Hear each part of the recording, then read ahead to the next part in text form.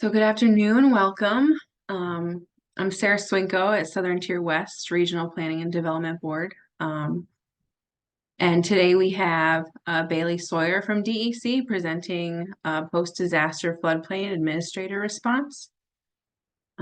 This class will go over the basic requirements of a floodplain administrator post-disaster. Some of the topics covered include permitting, floodplain determinations, and substantial improvement, substantial damage. This course emphasizes the benefits of being prepared for disaster, ways for community to inform the public during a disaster, and actions to take after a disaster. So Bailey, I'll hand it over to you if you want to get started. Thank you, Sarah. Hey, everyone, thank you for joining. So I'm Bailey Sawyer. I work for the New York State DEC Floodplain Management Program out of our central office in Albany. And I'll be going over some of the post-disaster requirements, some of the definitions, and other information about the National Flood Insurance Program.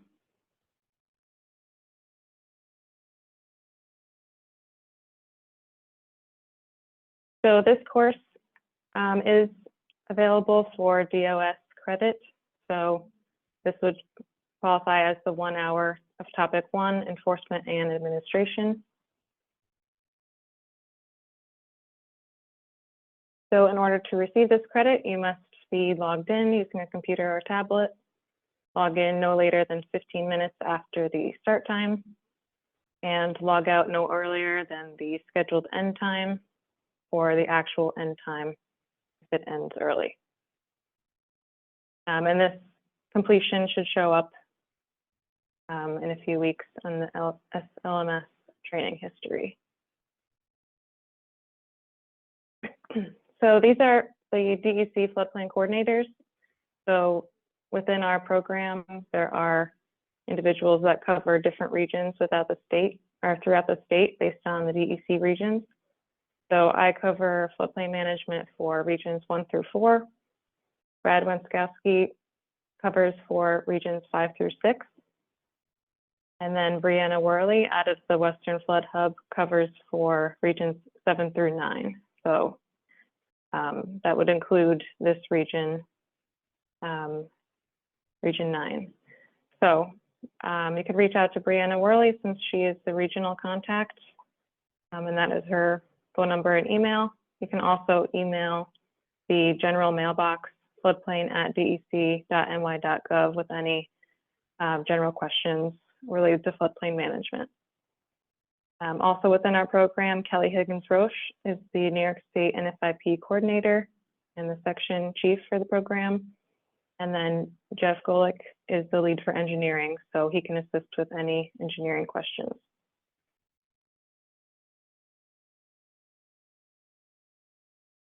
So region 9, that's currently being covered by Brianna Worley, as I mentioned. So you might have attended a training by her since she covers this region. You can reach out to her with any questions or any of us on that list. So to go over the National Flood Insurance Program, the main goals are listed on this page. And the main one that we'll be highlighting today is the requirement that new construction and substantial improvements or substantial damages have to be built in a way to be flood resistant. Another goal is to guide future development away from flood hazard areas. It is best to transfer the flood loss costs from taxpayers to floodplain property owners. So within the program, those that are located within the mapped special flood hazard area or the 1% annual chance floodplain, they will have the mandatory purchase requirement for flood insurance if they have a federally backed mortgage. So that kind of transfers the cost to those who are within the floodplain. And then another goal is to prohibit new development within designated floodways that would increase flood heights. So we'll talk about it a little bit more later, but the floodways are that high risk, high flow area, usually confined to the river channel, and there are specific development requirements. So development would not be allowed within the floodways unless there is an engineering analysis showing that there is no rise in the floodwaters. So to go over some highlights for the floodplain management program and some of the requirements, basements are not allowed within special flood hazard area or the 1% annual chance floodplain. This is due to the fact that hydraulic pressure and the water flow during floods could cause damage to the foundations. So that is one of the requirements within the Code of Federal Regulations. Within studied floodplains, so this would be your AE zone or areas of detailed studies. They have base flood elevations associated with it.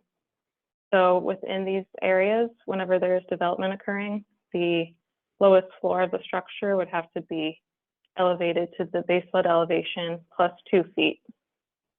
And that 2 feet is a requirement of the New York State Building Code. In coastal V zones, the lowest structural horizontal member would have to be at that same height, the BFE plus 2 feet. So there are also A zones or approximate zones. So these have less detailed studies and do not have base flood elevations associated with them. So it used to be a requirement that they would have to be elevated. The lowest floor would be elevated at least 3 feet above the highest adjacent grade. But this requirement changed in 2020 with the residential code update. So within these areas, you will still need to determine a base flood elevation, and the lowest floor has to be 2 feet above that base flood elevation. And so since the base flood elevations are not contained within the flood insurance rate maps for the undetailed zones, you can reach out to us. We might have access to that modeling, or an engineer would have to be hired to determine the base flood elevation at that location. So in terms of development for this program, it includes all structures, new structures, substantial improvements, and then also development such as filling, grading, dredging, storage of materials. So all of this development would have to receive a permit from the local community. And prior to getting this permit, it would be necessary for the community to see that there was a DEC or other state or federal permit that's required. That would need to be obtained before getting the local floodplain permit.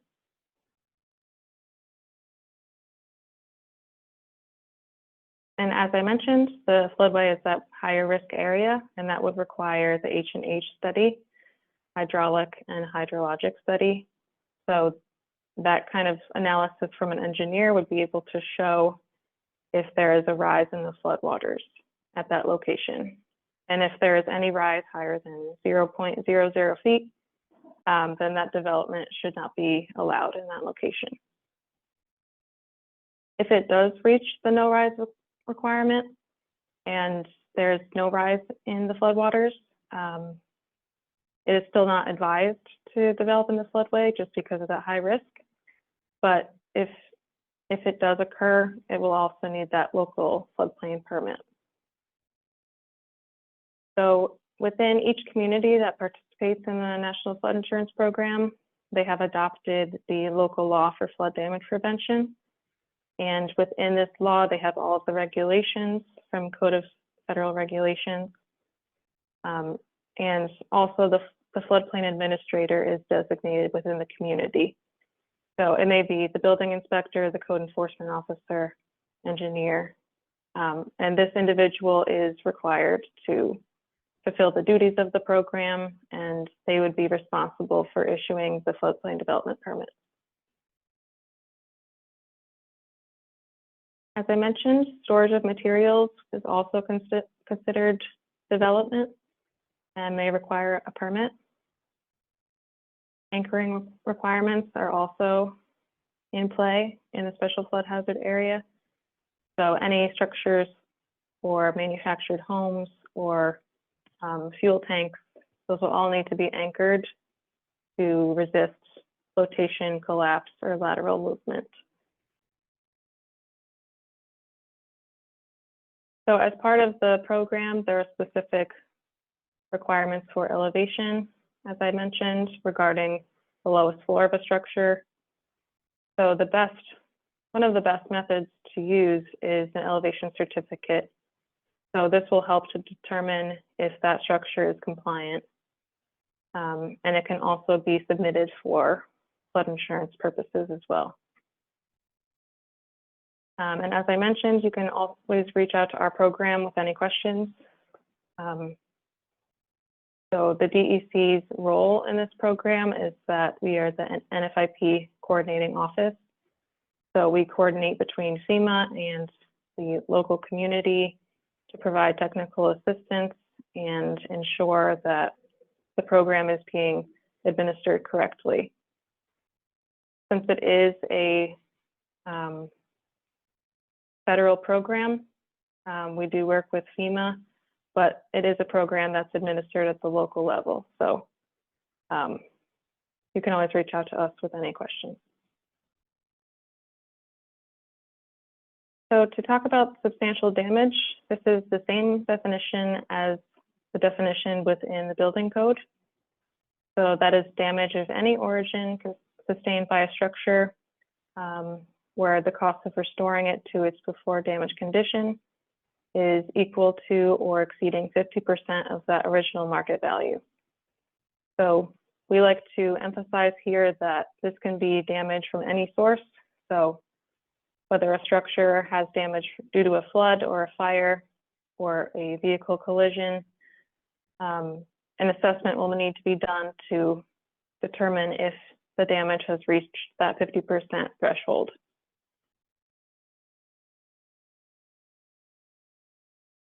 So to determine if a structure is substantially damaged, the basic equation would be the cost of repairing the structure divided by the market value of just the structure on its own. Substantial improvement is any reconstruction or repair or addition of a structure that would result in that same 50% or higher threshold. So if it's 50% or more of the original market value of that structure, it would be considered a substantial improvement. And so with substantial improvement and substantial damage, if they ever reach that 50% threshold, then the entire structure will need to be built up to the current code to be more resilient to future flooding. So there are a couple of exceptions to substantial improvement. So if there have been any identified violations of health or sanitary or safety codes, if these have been identified prior to the improvement, then those would not be included within the calculation and the determination. So for example, if a house had a sewage pipe that was leading into a drainage ditch and a code enforcement officer noted this prior to any damage or improvement that took place, those would not be included in that determination. Another exception to the substantial improvement definition is related to historic structures. So historic structures would be those that are designated as historic on the National Register, or they're located within a historic district recognized by the Department of Interior or the State Historic Preservation Office. So any structure that is following the definition for historic structure will not have to basically any improvements to that structure would not be considered substantial improvement, as long as it does not take it out of its historic structure designation. So although there might be changes to the building, and it would be advised to take mitigation measures that would reduce flooding, it would not be required. And though this is the case, insurance rates will still be based on the lowest floor and other characteristics that come into play involving insurance. So whether it qualifies as SI or SD, that will not affect historic structures as long as they are still considered historic as defined. As I mentioned, substantially improved structures are considered new construction. So if they meet that 50% threshold, they will have to rebuild the entire structure to meet all of the current building standards. And this is an opportunity for the community to allow this structure to be more resilient to future flooding. If they're already doing major improvements to the structure, that would be the right time to bring it fully up to code.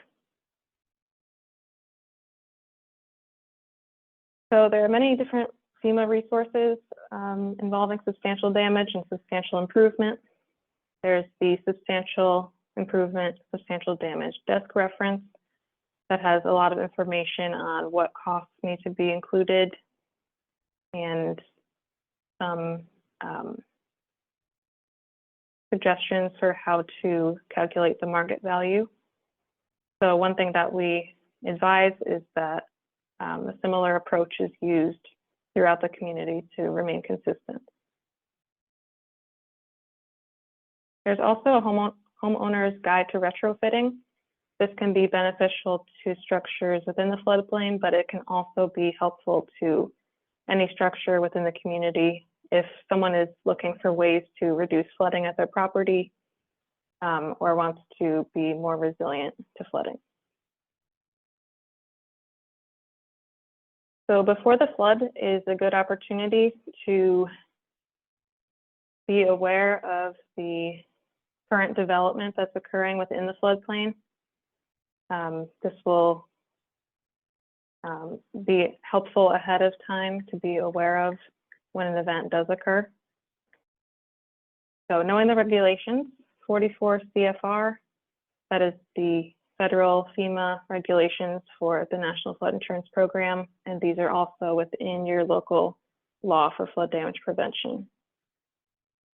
It's also important to know the maps. So the floodplain maps, there are a couple different sources where you can find them.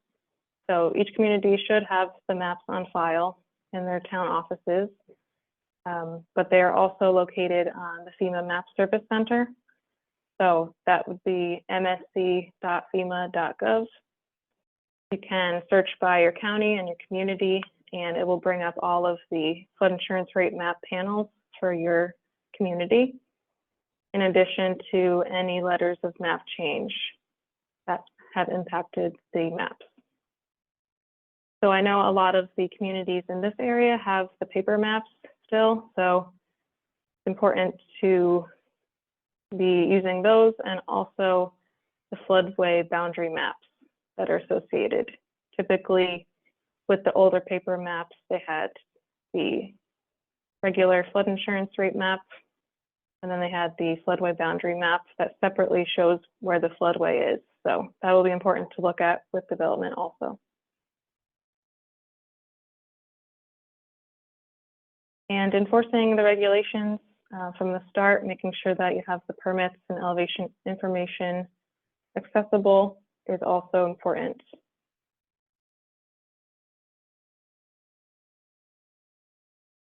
So using the flood insurance rate map is really key to understanding the development that's occurring in the floodplain. So as I mentioned before, the local floodplain permits would need to be issued to those property owners developing in the floodplain. It'll be helpful to understand the types of structures that are located in the floodplain and understand access roads and how to best communicate flood risk to these individuals. So it is strongly recommended to not locate critical facilities within the floodplains. So structures such as hospitals or fire stations, it would be best to not include those in the floodplain and develop those elsewhere within the community. It's also important to think about how vehicles would get to these buildings. So it would not be too helpful to have a hospital in the middle of a floodplain area so that people are unable to get there through the roads when it's flooded. Another important aspect of the program is to issue and enforce permits. As I mentioned, it's important to review all plans during the floodplain permit process to determine that all the information is there. There are different datums for maps. So the more recent maps that are being developed by FEMA have the NAVD 88 datum, while the paper maps may have a separate datum. So it's important to understand what you're looking at in relation to the elevations that are given on an elevation certificate, for example.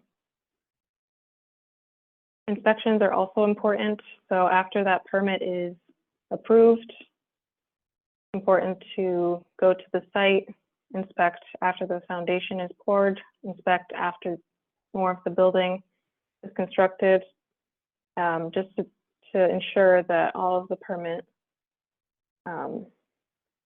requirements are being followed by that development.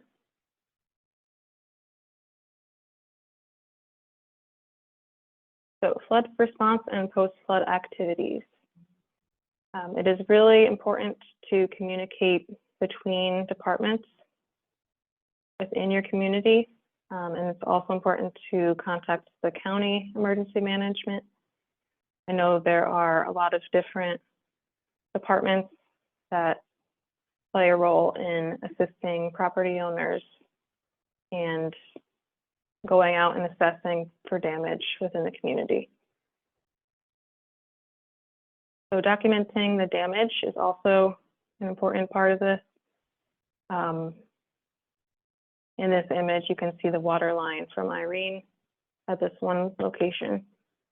And that can help to see where flood risk is within the community. So within the floodplain, whenever there is an event, floodplain permits will still be required. And although the community is allowed to remove the fee requirement, the actual permit requirement would still be intact. So it'll be important to notify the public of this responsibility. So to understand the type of damage that is ongoing within the community, there's a four-step approach. So at first, there's the initial screening. This can be a quick way to determine which structures are the most damaged and clearly substantially damaged, and which structures are not clearly substantially damaged, and see where that middle area is that those structures might need a further look.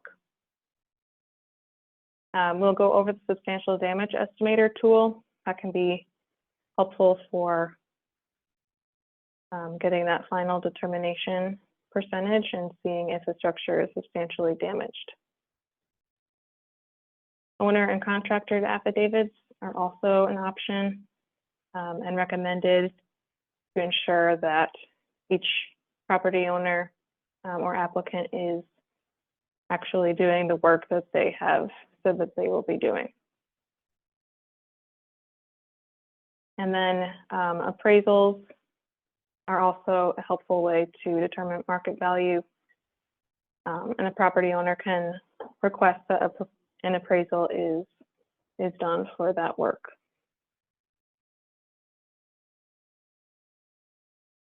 For the initial screening, it'll be important for the floodplain administrator, anyone else in the building department, or anyone involved in the floodplain management program to conduct surveys from the moving vehicle to determine the areas that are impacted the most. These can be identified on the map or just taken note of to return to at a later time. It'll be important to see the extent of damage in each part of the community. Some ways to document flooding include looking at the high water marks on structures, looking at how high the water depth is on a structure, and again, understanding the location and whether it was located within the special flood hazard area or not. Some of this data can be used in updated flood models and updated mapping. So it's important to have that reference to confirm whether the mapping is applicable and make sure it really shows what areas are the most flood prone. It'll be important to document the site address and location, the water depth in any of those high water marks, the building type, so whether it's the residential or non-residential, whether it has a basement or not, if it's a mobile home or manufactured home. Based on this initial look through of the community, you can take a preliminary damage assessment. So those that will have a green tag can be considered affected but habitable. So those most likely would not reach the substantial damage threshold. The red tags would be for those that are destroyed or they are clearly substantially damaged. And then the yellow tags are kind of in between. So minor or major damage, but it's still hard to tell whether it reaches that 50% threshold or not. So these are just some examples of photos of flood damage. So you can see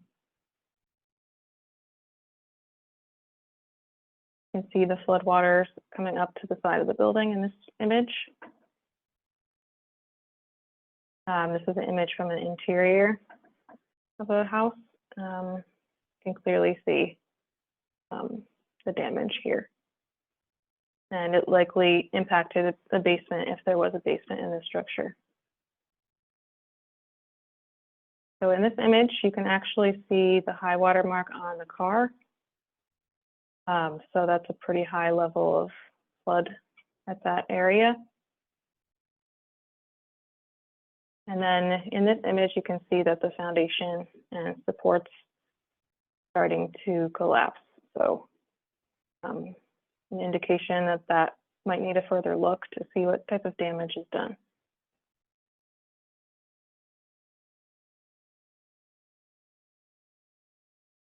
As I mentioned, the local floodplain development permit is still required for development even after a flood event or disaster. So some ways to notify the public that the permits are still required is through different websites. Social media can be valuable in getting this message across. There's also a way to directly communicate to property owners that their structures, they may have repairs to do, but they still need to get that local floodplain permit. So this is a sample of some language that could be placed on a structure or sent in the mail.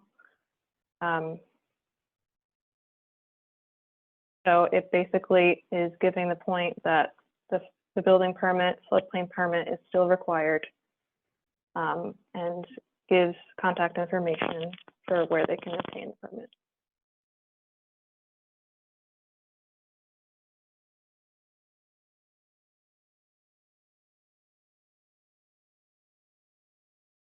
there are different tools that have been developed in order to determine the damage. Some of these are in a rapid response way. Others can take some more data collection ahead of time. So one example is the Army Corps of Engineers. They have a flood depth to damage reference and resource. So this is the graph version. So this is a one-story resident building with a basement. So using this curve, if you were to look at a water depth of 1 foot, that would be around 30% damage. They also have this information within a table. So if we look at the same type of structure, 1 story with a basement, and go to a depth of 1 foot, that would be around 32%, which matches up with the graph. So within this table, all of the grayed out area is that in-between zone. So it might be more difficult to tell if that reaches the 50% damage threshold. So anything below it is where you can tell that it's clearly substantially damaged. Anything above it, it's clear to tell that it is not substantially damaged. So those gray zones will need a further look. Applied Technology Council 45 or ATC 45. They also have some guidelines and procedures related to SD determinations. So they have the basic safety evaluation, the rapid, the detailed, and the engineering evaluation. And the Department of State has a CEDAR team. So that's the Code Enforcement Disaster Assistance Response Team. They can also assist with compiling substantial damage information and determining if the structure is damaged.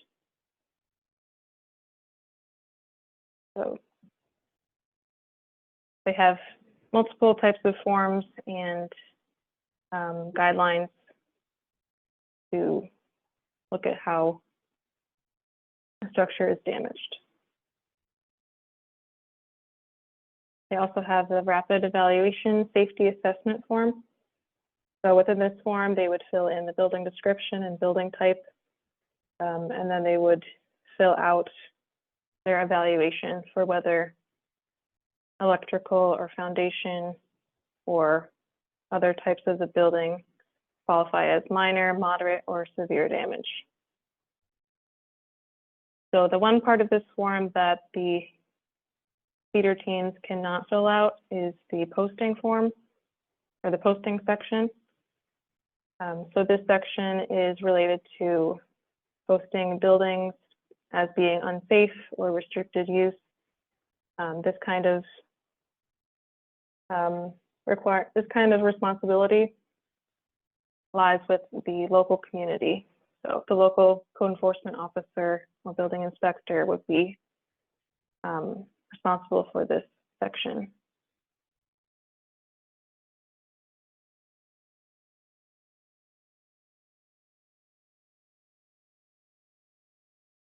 So based on the different types of damage that you can see within the community, FEMA has categorized them into different sections.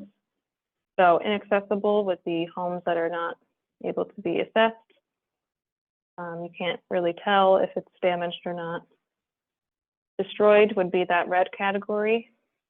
This can include complete failure of 2 or more major structural components, or only the foundation remains, and it's likely to collapse. So that would definitely fall into that substantial damage category. Major damage, or the yellow category, would be those that require a further look. So the water line may be above 18 inches in an essential living area, above the outlets, or a water line on the first floor when the basement is full. So this would be major in this case because the electrical would most likely be damaged in this case.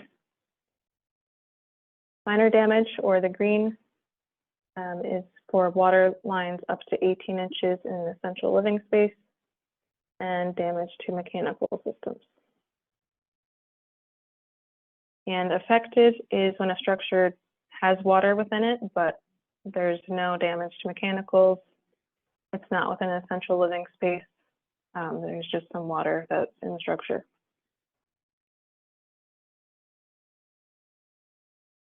So that's one thing that is mentioned by the DOS CEDAR team. So they can fill out what type of damage they would give a structure based on these categories. And they would inform whether there has been damage to electrical systems.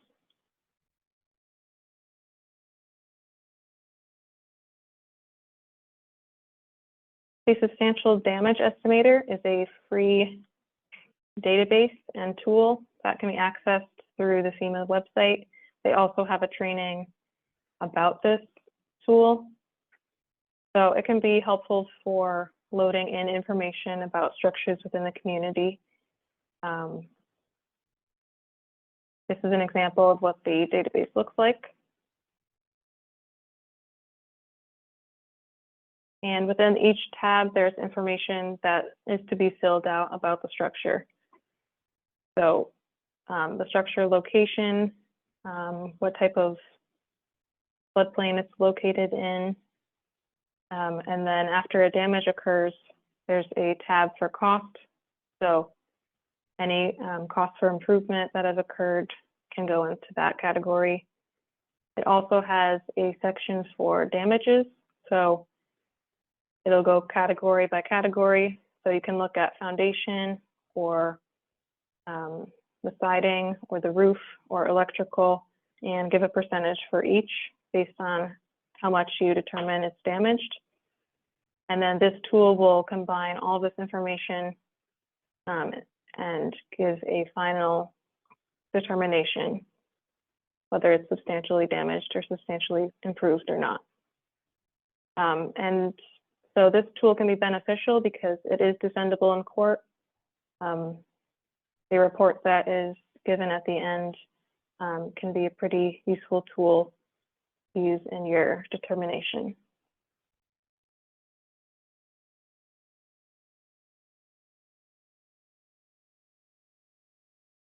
So when looking for damage within the community, as I mentioned, there's the different colors that can be used to identify the type of damage. So a green tag would be given for structures that are clearly not substantially damaged. A yellow tag for structures where it's hard to tell or you can't see all of the structure. It might require a further look. And then the red tag would be for structures that are clearly substantially damaged. And they're most likely not safe for occupancy at that time.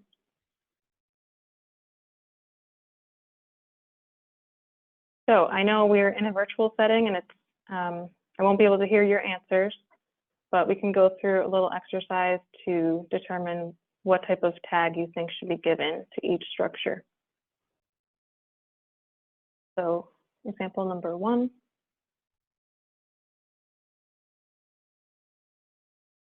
We gave this a yellow tag. So we can see that there might be some damage to the foundation and definitely the siding, possibly the electrical as well. So this might require a further look.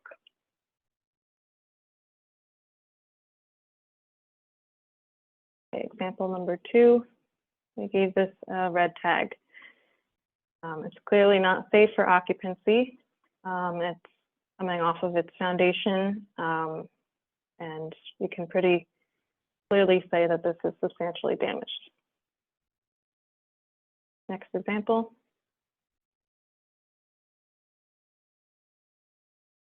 So we gave this a yellow tag. It does look like there is a good amount of damage at the back of the structure, but it might require some further calculations to determine the extent of damage and if it does reach the 50% threshold. Next one.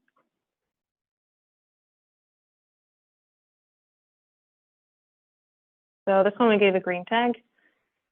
So it looks like there's some damage to the lawn and possibly other parts of the property, but the foundation is intact. Doesn't look like there's too much damage to the actual structure.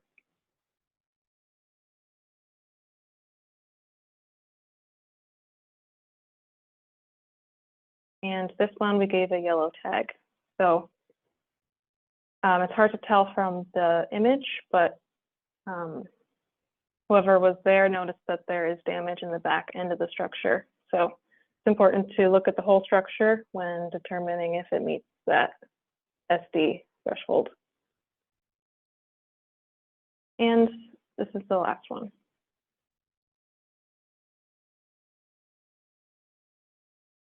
So yeah, unfortunately, this structure does not look to be there anymore. So that would be substantially damaged and a red tag. So now we'll go through some post-disaster considerations, things to look at after a flood event has occurred. So after a disaster, what can be done when the number of building permit applications can be overwhelming?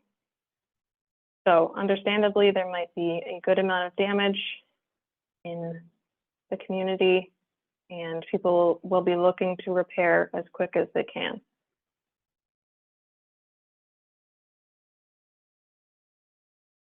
So as I mentioned, the floodplain permits are still required after a flood, even though individuals will be stressed and anxious about what they have experienced, what they have to do to repair their structures, they still need those permits.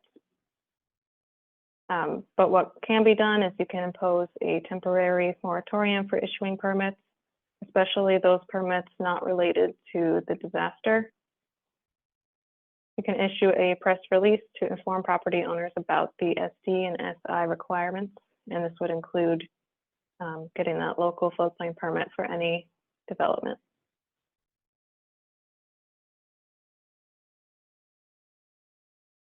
Again, we want to be sure that community officials are aware of all of the areas that have been impacted to make sure that those individuals are aware of the requirements.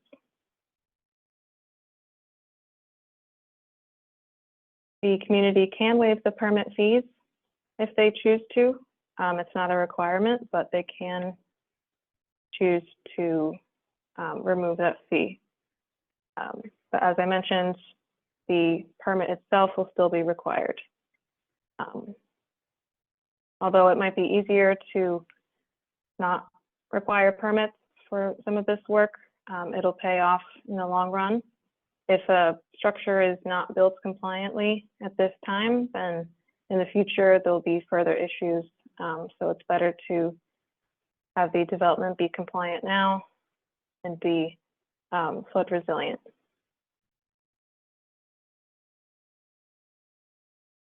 So some important things to refer to are the flood damage prevention law requirements.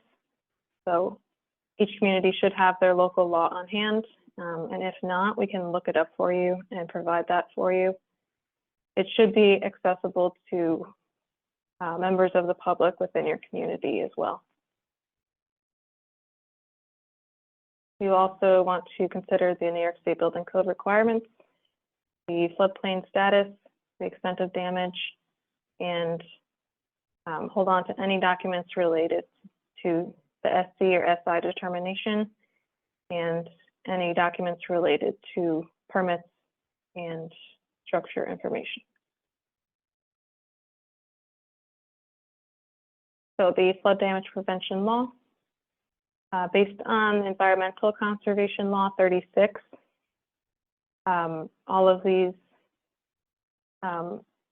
applicants would need to receive a permit for development. So that includes school districts, county-owned structures, agricultural buildings and accessory structures, and then development other than structures such as fill, storage of materials, and RVs. So although it might be, the county, for example, might not think that they require a permit from the town or village, but that's not the case. They do need to get that local permit from the floodplain administrator.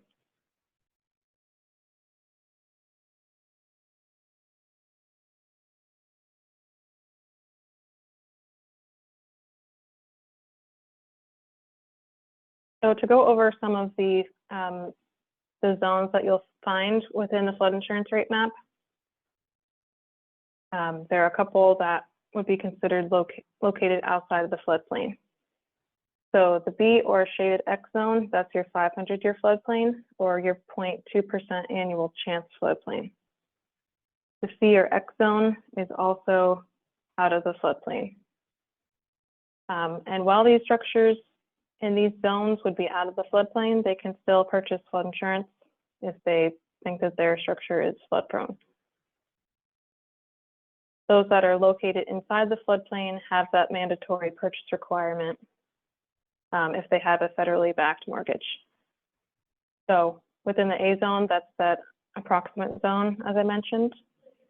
So that is the 100-year floodplain or the 1% annual chance floodplain, but it does not have the base flood elevations associated with it. The A1 through A30 or the AE zone, those are also the riverine floodplains, but they have base flood elevations associated with them. The AH zone is an area of more ponding. There aren't too many AH zones within New York State, but there are some AL zones, especially near the coast. So those are areas of shallow flooding. And the VE zone is the coastal zone with wave runup. And there are specific development requirements for those in the coastal zones. And like I mentioned, it will be important to refer to the floodway boundary map or the flood insurance rate map if it has the floodway designated on it, since they have those further development requirements.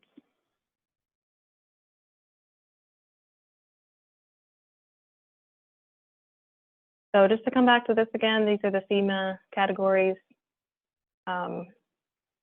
The main ones to look at are destroyed, major damage, or minor damage, to see if it needs a further look and if it qualifies as substantial damage or not. Based on these categories, there are some suggestions for how to handle the large amount of permits that will be coming into your office. So the structures that fall under that green, they're obviously not substantially damaged. Those permits can probably be processed quickly, and then owners can repair and reoccupy as soon as they get those permits.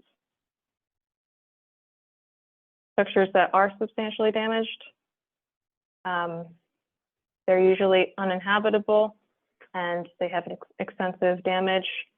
So they will most likely not be trying to move in right away until those repairs are made.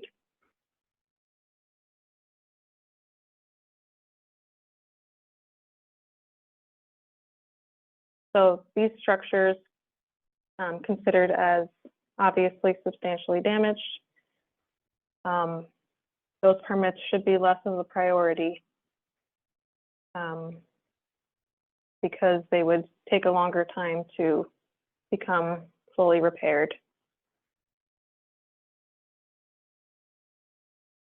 So the community could still issue a demolition permit, for example, to give those property owners the ability to start work.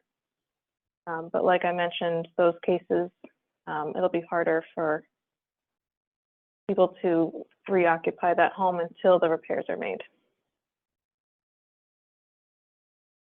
So the borderline structures, those in those yellow, the structures in that yellow category, there's clearly some type of damage, but it's hard to tell if it reaches the 50% threshold. These structures will probably need a further look to see if they are substantially damaged.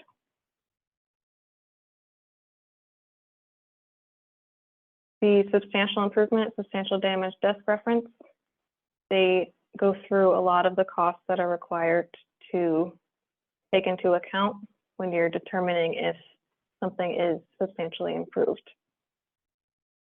So even if there's labor that's being donated or materials that are donated, all of this would have to be taken into account in the improvement calculation. So this is a very valuable resource to look at what would be included. And they also have some good examples for substantial damage plans and how the community can implement that into their owner and contractor affidavits. So these documents would be used to basically keep the owner accountable. So this would be an agreement that basically is stating that all of the improvements or repairs have been taken into account for this substantial improvement evaluation that is done. And this is important because some property owners may try to limit the amount of improvements they're doing so that they don't reach that threshold. And then they might do other repairs after the fact that could have brought it into the substantial improvement category. So it's important to keep documents of these records, basically to protect the community and have an understanding that all of these repairs and improvements were stated correctly. When determining market value, there are a couple of different ways. You can either do it through an appraisal, or you can, there are a couple of different options, such as looking at the assessed value.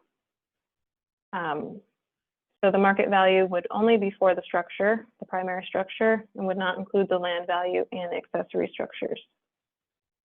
So in this example, the land value is $50,000, the total value is $200,000, so the structure value would be $150,000. And then you would use this number and use the equalization rate of the community to determine the market value of the structure alone. So an appeal is also an option, and this is within the local law for flood damage prevention. There's a whole section at the end related to appeals. Typically, the Zoning Board of Appeals handles these, but it's different for each community.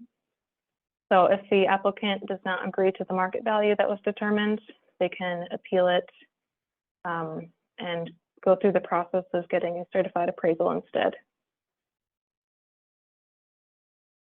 So appraisals should not be based on economic or other forms of reference. So you can't really include the community that it's in. That should not really impact what the cost of the structure is. And the community should always review the appraisal for reasonableness. So you want to be sure that it looks like it could be accurate for that part of the town. And if it seems reasonable, then that appraisal can be used for the final market value.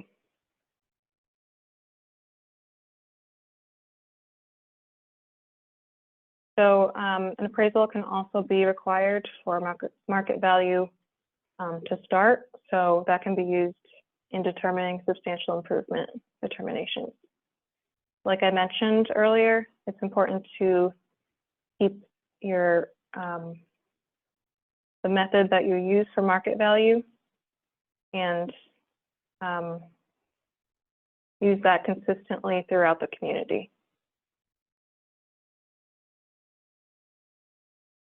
It's important to keep all of the documents related to development within the floodplain. So this includes those affidavits and appeals. You also want to keep any substantial damage determinations, and this information, the substantial damage determinations should also be relayed to the property owner to let them know that it will be a requirement to reconstruct and build to code. Some other documents that will be important are the letters of map change. So these are applications that property owners can submit to change a portion, essentially change a portion of the map at an individual level. We have a different course that covers the letters of map change. So you can reach out to us for information about that. We also want to have all the floodplain development permits or elevation certificates within the community on file.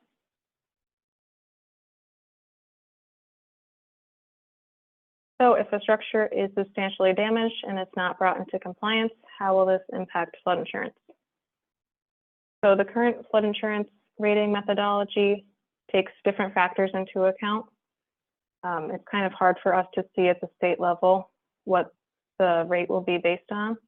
But I know they look into the source of flooding, the distance to the flood source, how high up a structure is elevated, where the utilities are located, flooding history, and many other factors. So it will still be important to bring a structure into compliance.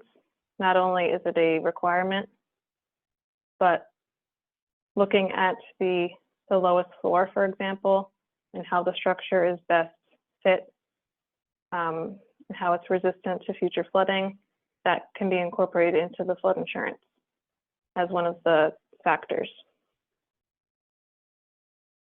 There is an option called increased cost of compliance, and this is additional funding, $30,000 for structures that are damaged within the floodplain and that have insurance policies.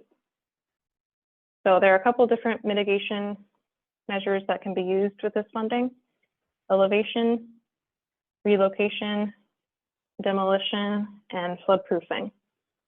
So dry floodproofing is only allowed for non-residential structures, but this is an option for damaged structures that qualify.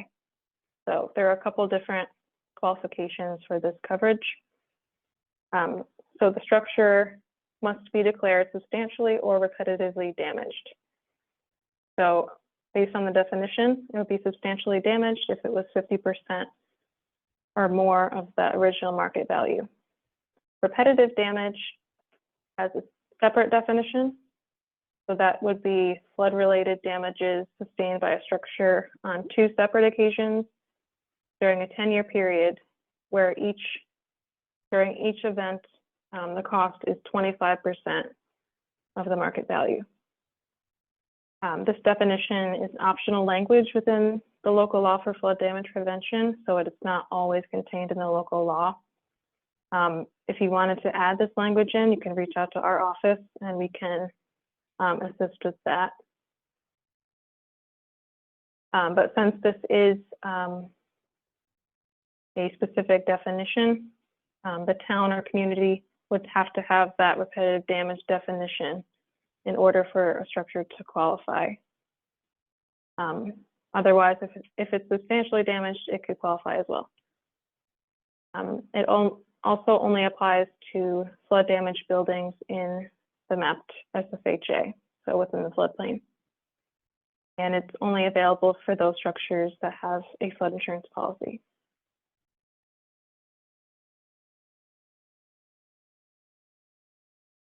As I mentioned, in order for it to qualify under that repetitive damage category, it would need to, the community would need to have that definition within their local law.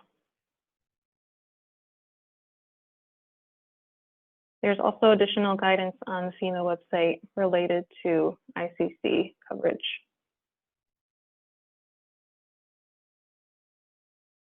And one more source of assistance that can be used following a disaster is the Disaster Recovery Reform Act 1206. This is part of FEMA's Public Assistance Program, and they provide assistance to local governments for their building code administration and enforcement. So this can be assistance with regards to substantial damage determinations. They can also provide additional assistance for extra hires that are needed during the post-disaster SD determination process. And so this funding is available up to 180 days after a federal disaster declaration. So there's more information at these links on the slide. So in summary, basically being prepared prior to a disaster, understanding the development that's currently within the community and where it's within the floodplain is important to be prepared. It's also important to require that floodplain permits be obtained for any development within the floodplain. And keeping those records will really do good things for the community in terms of keeping things on tabs for whether a structure was substantially damaged or substantially improved. The opportunity for making these structures more resistant to future flooding is when there has been a damage or when there has been greater than 50% improvement. So it's really a good opportunity to make the community more resilient to future flooding. And as I mentioned, you can contact our floodplain management program with any questions. We provide technical assistance, trainings, and we can answer any questions that you may have about the program. These are some additional contact information that I had at the beginning slide. You can also email us at floodplain@dec.ny.gov. I will be sharing the PDF of this slideshow with Sarah, so that can be available. You can also reach out to our email if you want a copy of the slides. Thank you.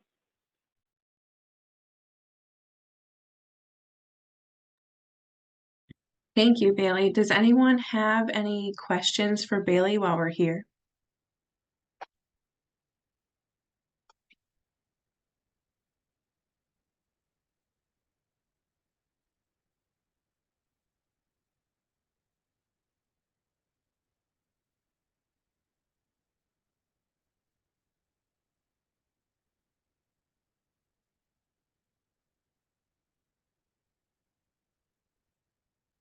Okay, well, I don't see anything popping into the chat. If anything does come up, obviously her information is here. We will have the slides posted on our website. Yes, so a question did come in about the presentation going to be available. The recording and the slides will be available on our website, and we will email that to all the participants, just so you can easily find it. It's kind of hard to find things on websites sometimes. And yes, we will get a copy sent to your email.